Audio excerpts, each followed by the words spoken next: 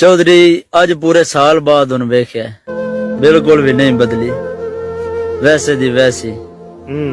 ते मैं सोच लिया हुण किसी होरी दे चक्कर नहीं पाना। सही गल है। उससे पुरानी जैकेट नाल ही काम चला लेना।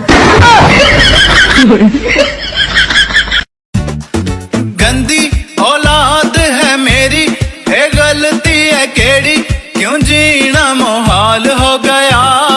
फंस गई मैं ऐना नू जम के, और रब्बा बुरा हाल हो